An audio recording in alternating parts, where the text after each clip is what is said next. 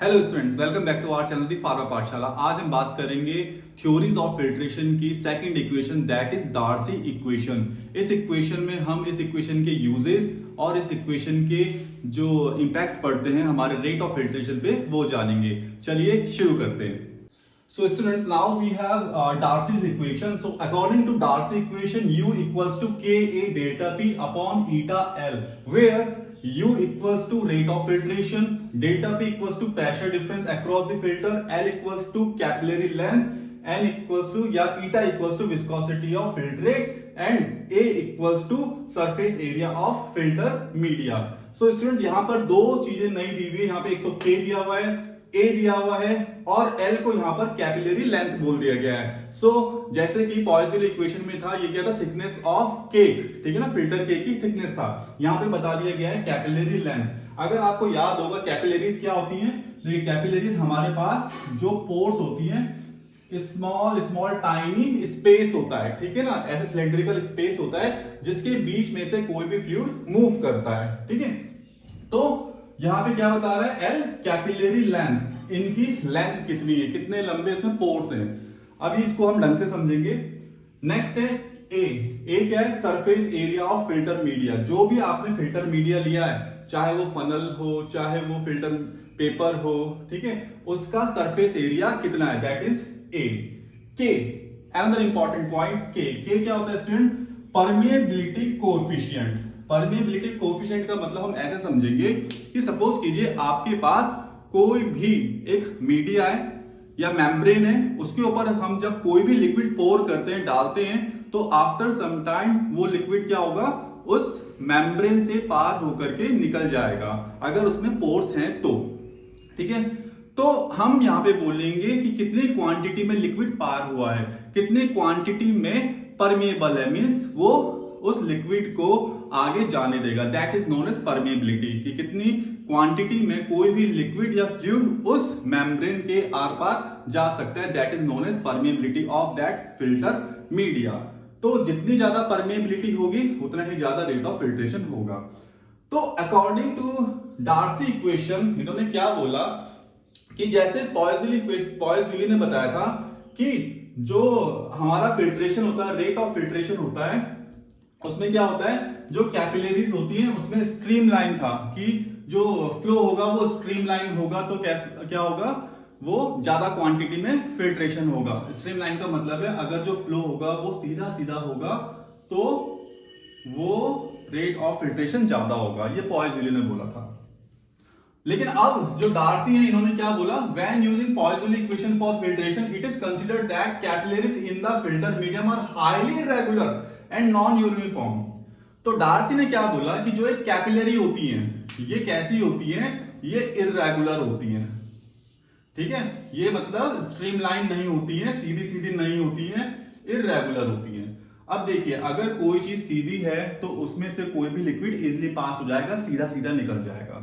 But अगर उसकी shape में ऐसी बना दूं, इस तरीके से उल्टी सी बना दूं, तो यहां से लिक्विड को जाने में काफी टाइम लगेगा, इर्रेगुलर शेप है, ठीक है। तो यही किसने बोला, डार्सी ने बोला कि जो कैपिलरीज होती हैं, जो पोर्स होते हैं, वो कैसे होते हैं, वो इर्रेगुलर शेप के होते हैं, जो लेंथ होती है उनकी इर्रेगुलर होती है, जिसकी वजह से डायरेक्ट इंपैक्ट पड़ता है रेट ऑफ फिल्ट्रेशन पे। So that is the concept of Darcy's equation.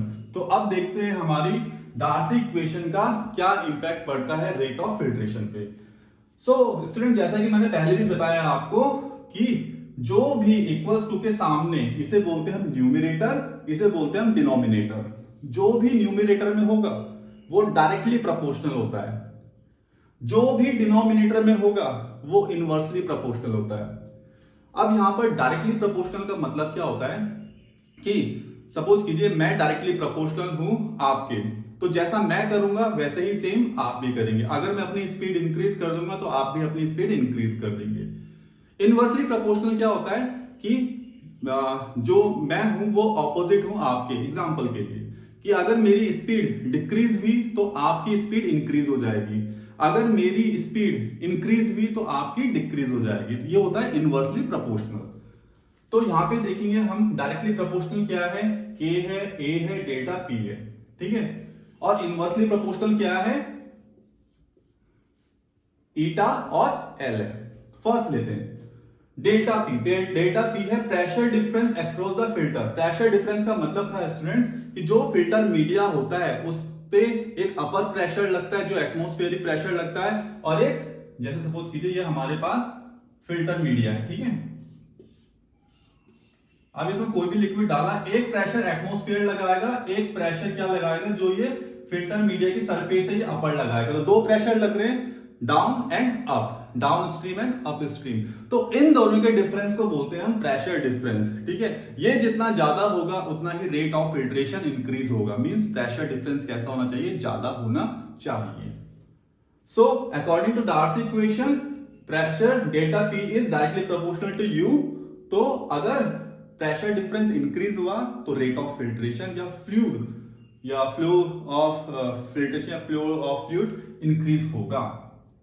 Next है आपके पास एल। एल को यहां पे बताया कैपिलरी लेंथ। कैपिलरी का मतलब मैंने आपको बताया कि क्या है, जो इनकी हाइट है किसकी, कैपिलरीज की, जो फिल्टर केक से लेकर के आपके पूरा फिल्टर केक होता है उसके बीच से निकल करके जाएगी टाइनी पोर्स, उसको बोलते हैं हम यहाँ पे कैपिलरीज। अब देखिए कैपिलरीज कहां पे, इनवर्सली प्रोपोर्शनल पे। मतलब अगर इसकी लेंथ ज्यादा होगी तो सोचिए यहां से यहां तक आने में इसको बहुत ज्यादा टाइम लगेगा और इरेगुलर है, ठीक है। तो इसलिए रेट ऑफ फिल्ट्रेशन क्या हो जाएगा, डाउन हो जाएगा। इसलिए कैपिलरी लेंथ कम होनी चाहिए। सो जो कैपिलरी लेंथ है वो फिल्टर केक के ऊपर भी डिपेंड करती है। जितनी मोटी क्वांटिटी में फिल्टर केक बनेगा उतनी ही ज्यादा लेंथ बढ़ जाएगी। तो इसलिए फिल्टर केक कम बनना चाहिए, ठीक है।